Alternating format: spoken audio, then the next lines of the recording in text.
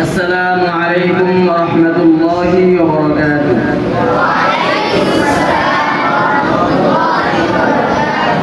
ফয়জুল কালাম থেকে পড়া হইতেছে।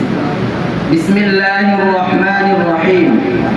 হযরত আবু হুরায়রা রাদিয়াল্লাহু আনহু থেকে বর্ণিত, রাসূল সাল্লাল্লাহু আলাইহি ওয়াসাল্লাম বলেছেন, যেদিন আল্লাহর আরশের ছায়া ব্যতীত কোনো ছায়া থাকবে না, সেই দিন 7 শ্রেণীর মানুষকে আল্লাহ তার আরশের ছায়া দিবেন। 1.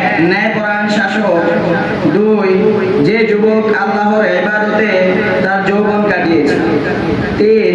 যে ব্যক্তির অন্তর মসজিদের সঙ্গে লেগে থাকে, যখন সে মসজিদ থেকে বের হয় আবার ফিরে আসা পর্যন্ত। 4.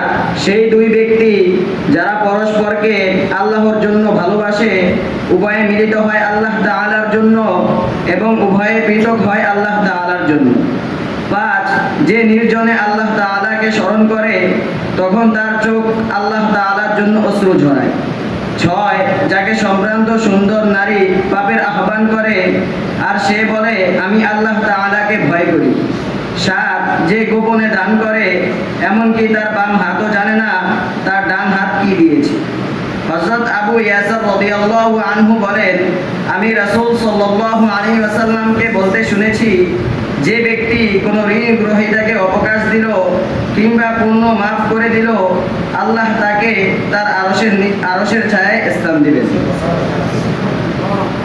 হযরত আবু দারদা রাদিয়াল্লাহু আনহু থেকে বর্ণিত, রাসূল সাল্লাল্লাহু আলাইহি ওয়াসাল্লাম বলেছেন, এমন 3 ব্যক্তি যারা নামাজের জামাত কায়েম করে না, অবশ্যই তাদের উপর শয়তান প্রভাব বিস্তার করেছে।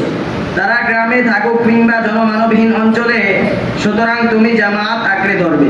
কেননা নেকড়ে বাঘ সেই বকরি ভেড়াকেই খায় যে দলছুট হয়ে থাকে। আল্লাহ পাক রব্বুল আলামিন আমাদেরকে যা করা হয়েছে এর উপর আমল করার তৌফিক দান করুন।